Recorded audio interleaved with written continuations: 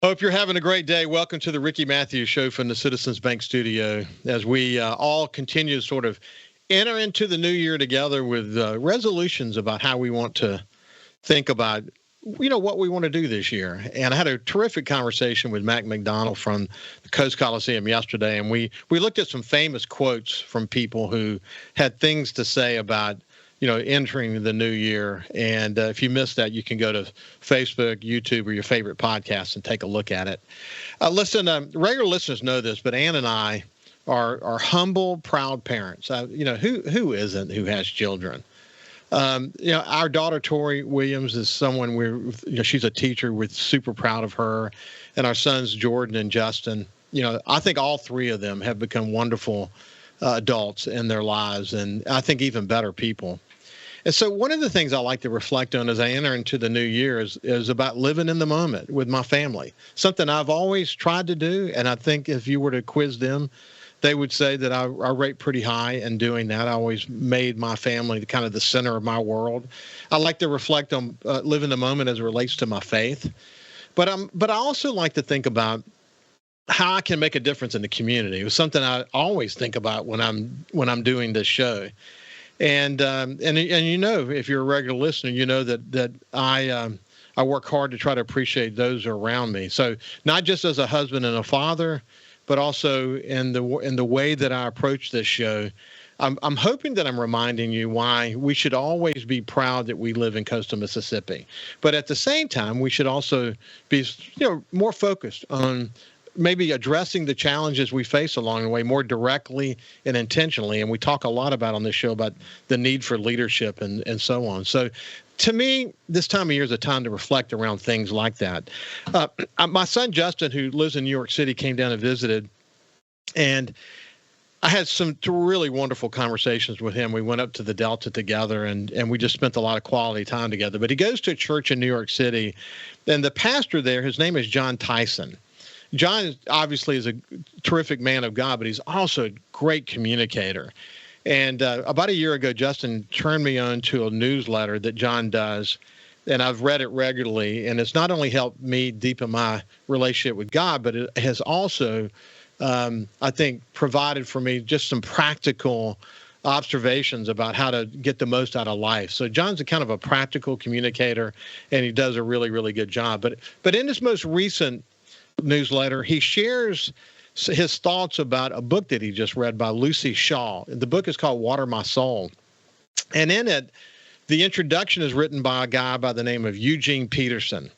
And he makes some observations about someone I quote often on this show, the famed explorer and conservationist John Muir. And I think he draws some terrific conclusions from that. But this is what Eugene Patterson wrote in the book Water My Soul, in the foreword of that book, that John Tyson wanted to share. So here's what Eugene wrote. One December day, a storm moved in from the Pacific, a fierce storm that bent junipers and pines, the madronas and fir trees as if they were so many blades of grass. It was for such times this cabin was built, cozy protection from the harsh elements. We easily imagine Muir and his safe and secure in his tightly caulked cabin, a fire blazing against the cruel assaults of the elements outside, wrapped in sheepskins, Muir meditatively rendering the wildness in his elegant prose. But our imaginations, not trained to cope with Muir, betray us. For Muir, instead of retreating to the coziness of the cabin, pulling the door tight and throwing another stick of wood on the fire, strode out the cabin into the storm, climbed a high ridge, picked a giant Douglas fir as the best perch for experiencing the kaleidoscopes of color and sound, scent and motion, scrambled his way to the top, and rode out the storm, lashed by the wind, holding on for dear life, relishing weather, taking it all in, its rich sensuality, its primal energy. Throughout its many retellings, this story of John Muir, storm whipped at the top of the Douglas fir in the Yuba River Valley, gradually took shape as a kind of icon for Christian spirituality for our family. The icon has been in place ever since as a standing rebuke against becoming a mere spectator to life. And he goes on from there. I think it's a pretty terrific metaphor to life in some ways. This notion of, deeply participating or standing in the coziness of the sidelines. I've been inspired by what John Tyson has had to write. I think Muir's willingness to embrace the storm instead of retreating to the comfort of the cabin is really a potent reminder for all of us in our lives. It makes me think about being the best I can be with my guests and approaching these conversations with a sense of improving the community. It helps me think more about putting my family and my faith first. You think about a lot as it relates to that. But one of the things that came to mind is this thing that I've mentioned before, this great speech that Theodore Roosevelt gave, the man in the arena. And he said that the credit belongs to the man who actually is in the arena. Being in the arena means you have to be willing to be vulnerable. It means you have to take risks. It means you have to be willing to face failure. It means that you have to be willing to take criticism, to be the target of criticism. And I think more leaders should sort of embrace that. That's actually a good thing. I've actually experienced all those things in my professional and community lives. And by the way, I'm totally okay with it. I'm very much at peace about it. You have to be willing to take those risks. I think those experiences ultimately have made me a stronger person. It's made me a better leader. And it's something I think about often. And I want to on this show to work really hard at living in the moment as much as I possibly can and making a difference as much as I can. I could go on from there, but I think as we enter into the new year, I'm reminded of the importance that courage and in our relationships and the beauty of living authentically, just like Muir. I want to relish the wildness of life. I want to embrace the ups and downs and the lessons we learn along the way. And so here's to a year of adventure and connection and growth and facing the storms together as a family and community and appreciating the journeys that we're going to be going on in the coming year. I hope this show is part of that for everyone who's listening. We'll be talking a lot about resolutions as we go forward in the days ahead. But I can't think of a better guest to have today than my friend Moby Solangi, a man who has learned a lot over the years about being in the arena. Without any further ado, let me bring my friend Moby Solangi. By the way, he's the president and director and CEO of the Marine Mammal Institute, and you know him well just because he's been such a great leader in the community over a number of years. Moby, how you doing, my friend? I'm doing great. And so have you been. It's been wonderful to work with you. I should also mention Ocean Adventures, the sort of retail side of what you do. And we're going to reflect a little bit about your efforts in both of those realms. And we'll talk a little bit about your efforts with the Mississippi Sound and sea turtles and all of that. But listen, man, you and I go back a long way. We really go back a long way, long before I was publisher of the Sun Herald, just a young guy working in the community. But we did a lot of good work together over the years, didn't we? We did. I think it's maybe more than 40 years. Who's counting? Yeah. But Moby, what's interesting to me, as an immigrant who came to America legally, I might add, but as an immigrant who came to America, who had the odds kind of stacked against him, you jumped into the arena day one and tried to figure out how you could make the community a better place. You literally guided yourself. All your professional goals were focused on to making this place a better place. So when you hear me talk about you got to be willing to take the risk, you got to be willing to face failure, you have to be willing to be the target of criticism, you've never been diverted from the goal by any of those things, have you? No, and I've had a whole bunch of them. It has been a great story of my life. I've been very privileged. I came here with nothing. This country has been good to me. The community was good to me. And we want to leave something behind for people to remember. And I think, in my opinion, I fulfilled my goals. I have a wonderful daughter, Samia, that now runs the place along with her husband, Lukman. And this legacy will continue. And again, there were lots of ups and downs. And I was told that you have to be in the game to play it. And one of the two people that really helped me out was Senator Trent Lott, Senator Cochran. When I graduated, got my Ph.D., I was going to leave, and Senator Lott said, Moby, it's better to be a big fish in a small pond. All the educated people leave. If you stay here, we'll help you. And that was it. And so we'll pick it up from right there on the other side. I'd be interested to learn, do you have resolutions and what your personal goals are as you go into this new year? Because you're a very goal-oriented person. I'm always amazed with how you do so much simultaneously. When we come back, we'll continue our conversation with Dr. Moby Solangi. We'll see you after this. Welcome back to the Ricky Mathews Show. I have my friend Dr. Moby Solangi from the Marine Mammal Institute here in coastal Mississippi. He also has Ocean Adventures. We'll get an update about both of those. He's also heavily involved in the Mississippi Sound Coalition effort and has made tremendous progress as it relates to that. I mean, the opening of the Bonnie Carey Spillway and all that stuff.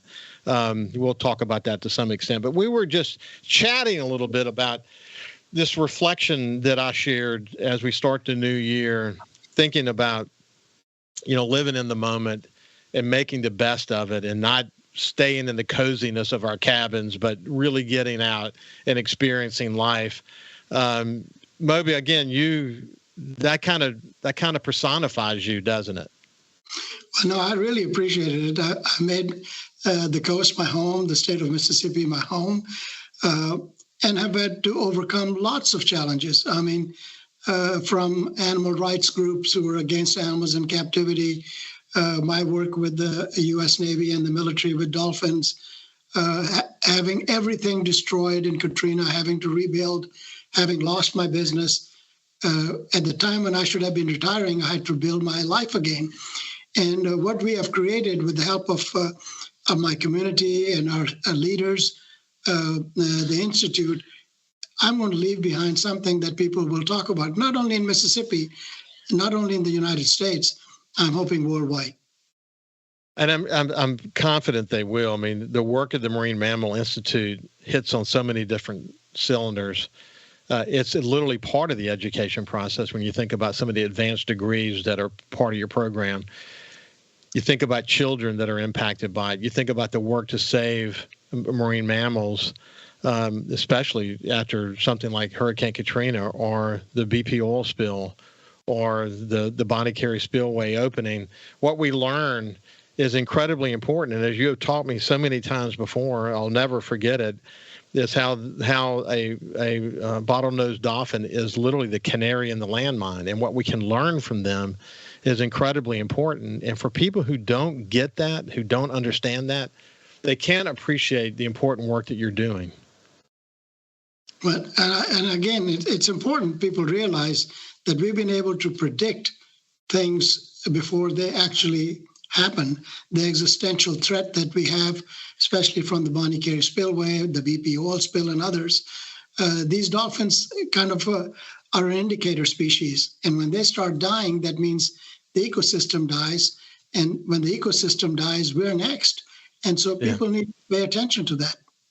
Hey, listen, you'll find this interesting, but you won't be surprised at all that in my conversations with fishermen across the coast, especially the charter boat captains, mostly the small guys who spend time in the backwaters and offshore, like in the Louisiana Marsh and Cat Island and Chandelier and places like that, they say that the fishing is better than it's been in a very long time. And let's face it, we haven't opened the Bonnie Carey Spillway in a very long time. And one of the things that you said, that if we could never have the Bonnie Carey Spillway opened, boy, this is an amazing place we would have. This is a very the Mississippi Sound is a semi-enclosed body of water that was never intended for the Mississippi River to flow into it by way of Lake Pontchartrain and Lake Bourne. If we could never have that, man, are we sitting on an amazing resource here, aren't we?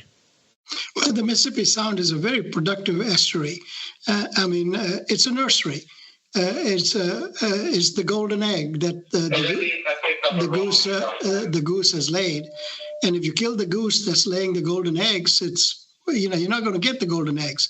And so we have to protect it. It's our way of life. And again, if you look back, the oyster industry and all the seafood industries that were before all of these things started happening, and the decline in them over the last few decades is a good indicator that something wrong is going on.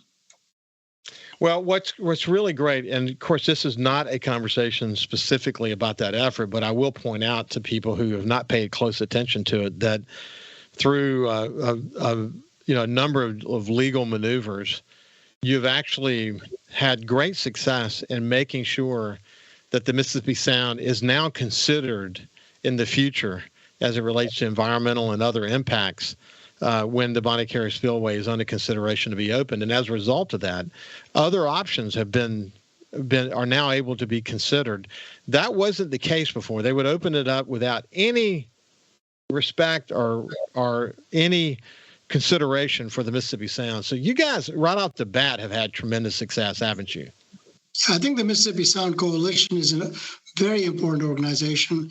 Gerald Blessey and others, and the Board of Supervisors, Dr. Ladner and others, have played an instrumental role, including the mayors, of Biloxi and Pass Christian and others, to highlight these things. And I think they realized that the severe economic impact, the cultural impact was tremendous. I mean, existential. We start having dead zones up here. Who's going to come and live here? Who's going to come to visit here? So I think that has the Mississippi Sound Coalition gets a lot of credit for taking community action. Well, coming back to the theme of the show, though, Moby, no one said that you needed to be involved in that. No one said you needed to be the scientific advisor for that. But it just time and time again, you see that if you're not in the arena playing a role as a leader, willing to take your licks, but say what needs to be said, we would not be making the progress that we're making on that front if we didn't have people like you and others who are willing to get into the arena. And if there's a theme for this show, it's that we have great leadership in coastal Mississippi. We can never have enough. I say that all the time. We can never have enough. And leadership is defined by getting in the arena, not looking for any kind of recognition or anything. Just make your contribution, take your licks, and help us address challenges of coastal Mississippi. You're willing to do that. And you see other people who are willing to do that. And you're inspired by them, aren't you? Of course, like I said, if you hang around with people like you and I have been friends for 40 years, you've been a community leader, everything rubs off on you. You say, wait a minute, I've got a partner here. We can do this. We can. And, God has put us on this earth for a purpose. It wasn't eat, drink, and be merry. Either we are his soldiers doing things, protecting what he has provided for our sustenance. And, we believe in God, we believe in spirituality, and our purpose in life is to make it better for others. We're going to be gone, but what do we leave behind? And, you have to be in the game to play it. And, of course, majority of the people are followers. Very special people become leaders because they're willing to take those risks. They're willing to take those hits. But they have a purpose, and if the purpose is good, I think people will follow. Well, Moby, I think I had the opportunity early in my career to be influenced by a number of really, really good leaders. Obviously, I mentioned Roland Weeks a lot because Roland was the publisher of the Sun Herald and kind of, I would say, put me under his wing and saw things in myself even before I saw them. But, having the opportunity to work in the trenches with people like Jerry St. Pay and George Slogel and so many others at a very young age. We'll tell our Donald Trump connection real quick. I was the incoming chairman of the Coast Chamber, of the Gulfport Chamber, and I was chairman of the of the one of the committees that was responsible for writing a resolution that would support Donald Trump's effort at marine life at the time.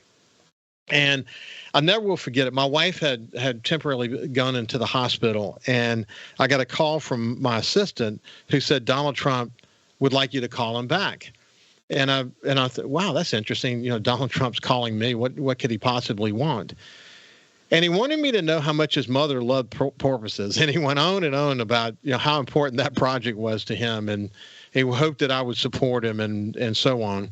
Not long after that, there was a public meeting at the Broadwater, and I came in and spoke. And I had to leave the meeting early. You may remember this. I had to leave the meeting early, so I just spoke my piece and had to rush off to another meeting. And as I was leaving, I spoke, and the room was full of people. I'm sure you were there. As I was leaving, Donald Trump gets up and chases me down and wants to make sure I know. He shakes my hand and wants me to know, looking me dead in the eye, how much it meant to him what I just said. And, I said, well, thank you very much. Sorry I had to leave early, but I have another appointment. And I left and went on. I was amazed at how he would reach out and touch people in very specific ways. That project never came to fruition. But, boy, some of that tenacity that we saw back then, we're actually watching play out today. Now, look, you had a much tighter connection to him. But I tell you what, we're at the end of this segment. When we get back on the other side, we'll let you tell your side of the story as it relates to your connection to Donald Trump. A lot of the learnings from those days, again, we're seeing play out today. How little did we know back then that these characteristics of this personality would be what America needs today. Some would argue against that, but still. When we come back, we'll continue our conversation with Dr. Moby Solangi.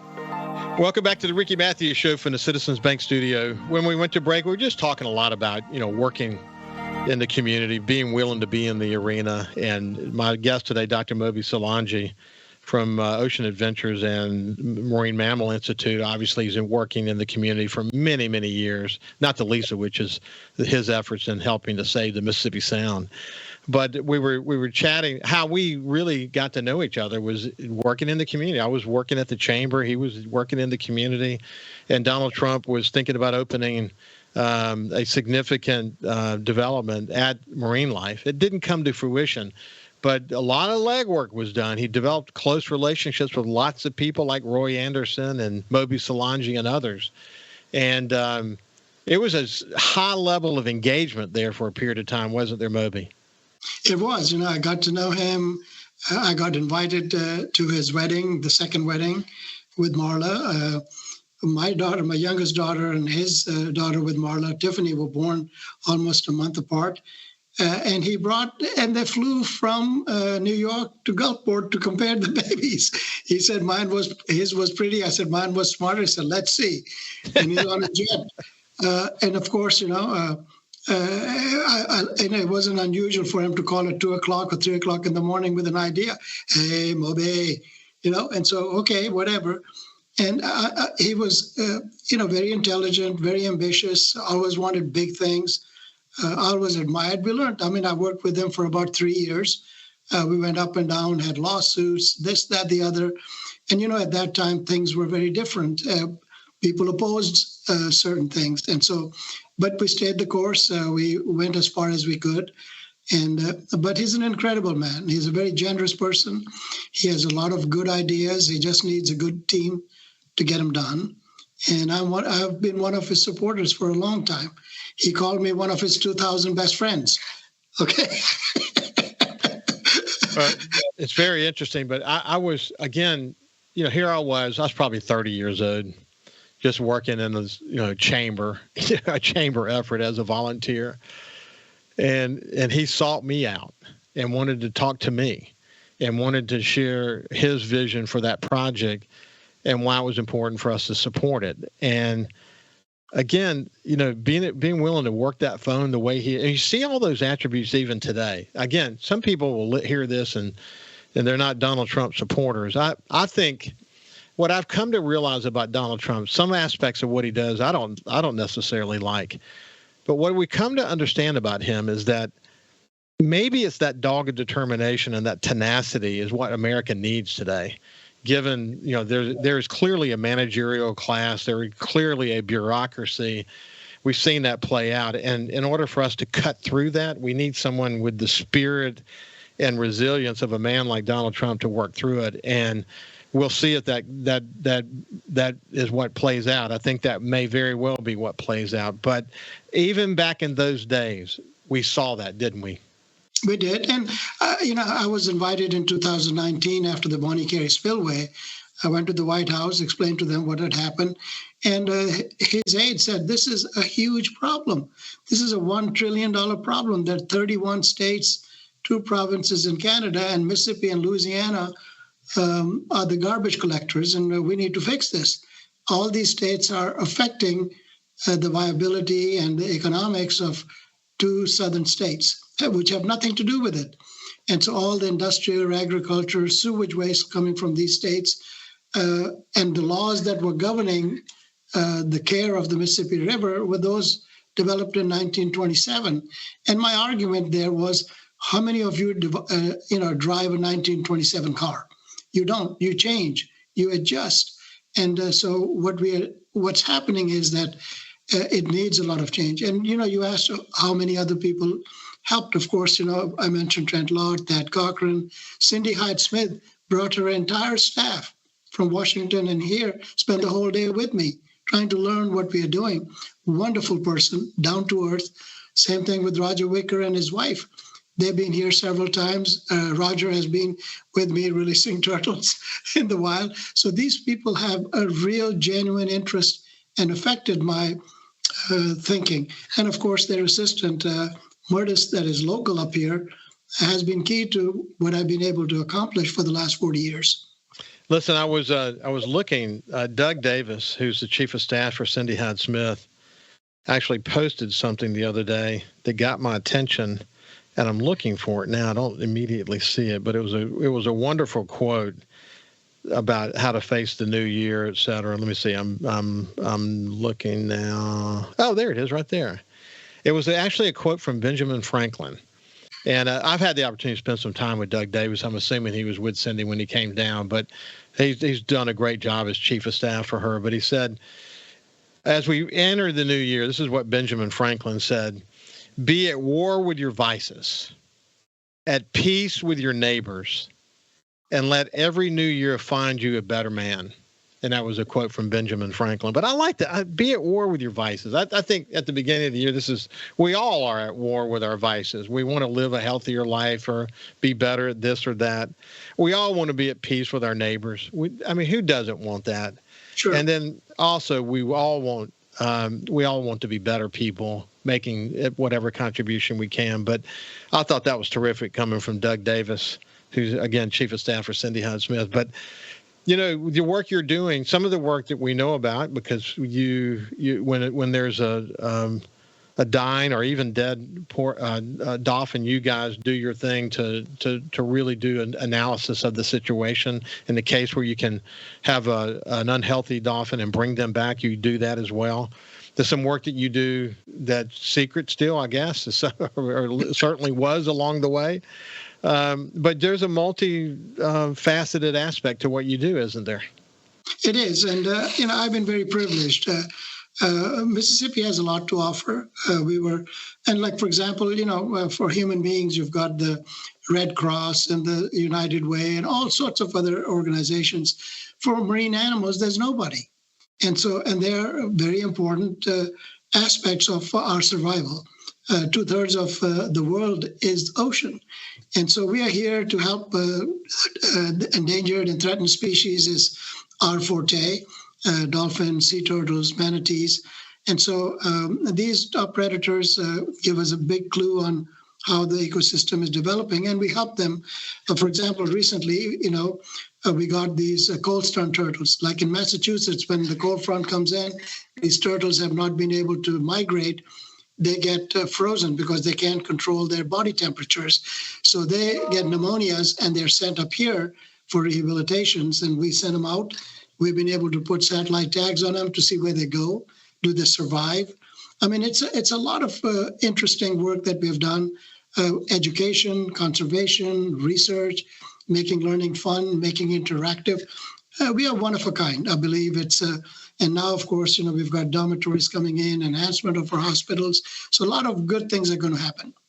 Hey, listen, Moby, one of the things that I was talking to Matt McDonald about yesterday is the fact that the more we learn how much we don't know. So science is really defined in that way, that there's an infinite number of things to yet to learn. But when you bring into advanced artificial intelligence and satellite telemetry and all the digital capabilities that are coming about, it's really going to make doing your work, I know there's a lot to grasp there, but it's going to make doing your work better and more effective over the long haul, isn't it?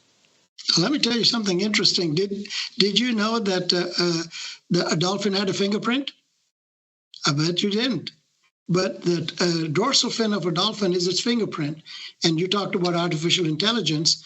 We take a picture of that, we put it in the computer, and then the computer searches, the artificial intelligence looks at our repeated taking pictures over the years to see where that animal went, who it's associating with, which part of it's avoiding and which part isn't. And so the technology is making a huge difference.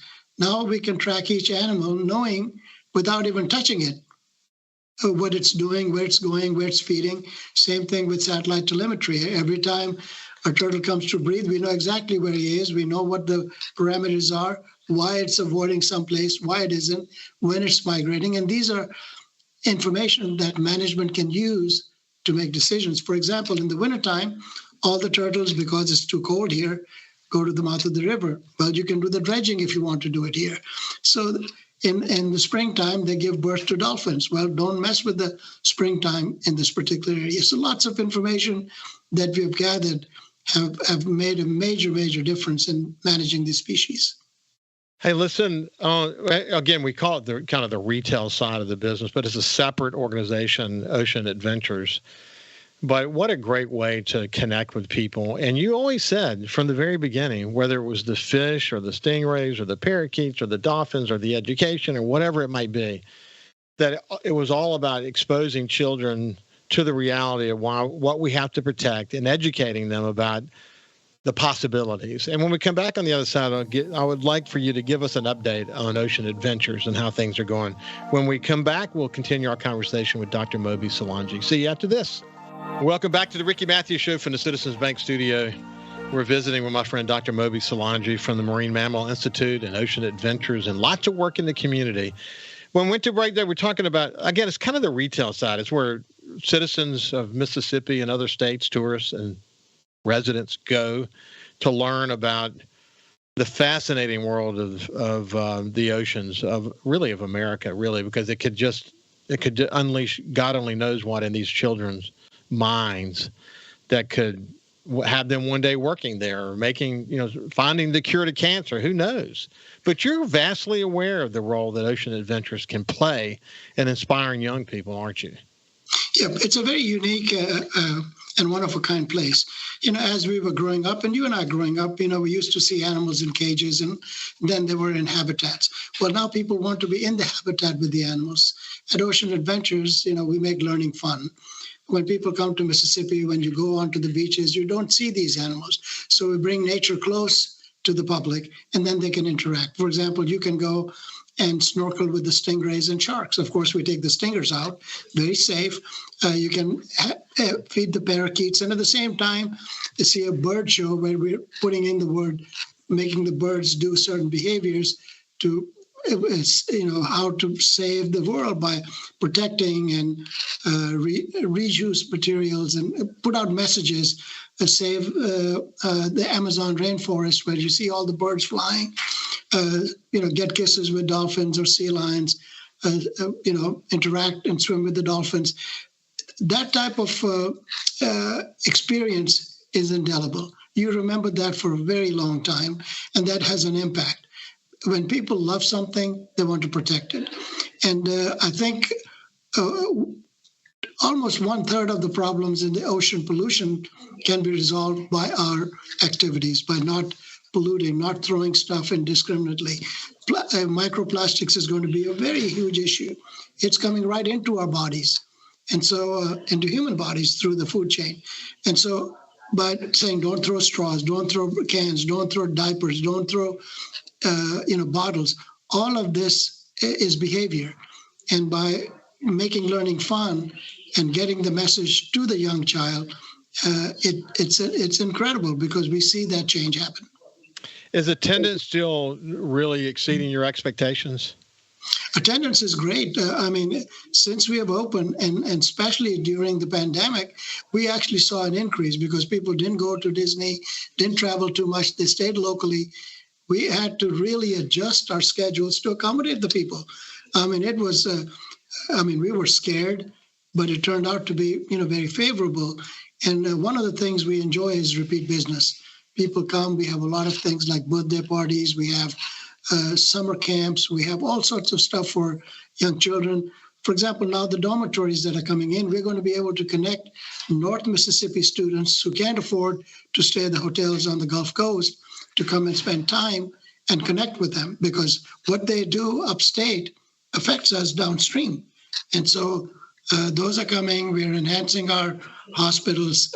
Senator Smith and our governor has allocated monies to enhance our hospital facilities for turtles and dolphins and others. And so all of that is going to be really good news. And once it's all done, I think it'll be a remarkable institution, not only in the Gulf, not only in the United States, but worldwide. I have a true story to tell you. I had a European Union send their representative, a young lady, veterinarian. And of course, our jokes are very different. Everybody who comes here says, oh my God, this is great. And I always say, it's my good looks. Well, this lady comes in, she's Spanish. Oh my God, Dr. Solangi, we don't have something like this. They were looking at how we respond to oil spills and all these the different events. And I said, it's my good looks. She says, oh no, senor, that can't be. She didn't get the joke. So but that tells you that even the European Union is looking at how institutions in the United States respond to oil spills and diversions and things like that. It has to be amazing, because I've had the opportunity to spend time there with you. It has to be amazing for people to walk around and see what you've built. That the ability to study a whale, for example. I mean, you have the facilities to be able to do that. It's amazing. And you're right about the dormitories, which has been a long goal of yours. Providing an opportunity for kids across the state of Mississippi to come there and be able to spend some quality time there in various programs. I mean, these are transformative efforts, and that's so important. Yep, and we have fostered that there are people that in places in Congress, at the state capitol, understand the ramifications and advantages, and we are proud that we've been able to make a difference. That's essentially what we do. I've been following you, and I'm glad that we both have the same idea to make a difference, and we have to be in the game to play it and take the shots, and we all have done that, and we'll continue to do that. Yeah, this is the show, I think, has gone a long way to make the point that I tried to make at the beginning, and that is the reality that when we retreat to the coziness of our cabins and decide to be on the sidelines and not be actively engaged, we're not helping to build the kind of community we all want to live in. And everybody's got a role to play. However small it might be, everyone's got a role to play, and they should all seek to be in the arena at some point to make their contribution. Hey, God bless you, my friend. It's been terrific to have you on the show. Thank you very much for inviting me. I enjoyed the visit. This has been Dr. Moby Solangi from Ocean Adventures in the Marine Mammal Institute. Listen, have a great day, and we will see you tomorrow. Thank you.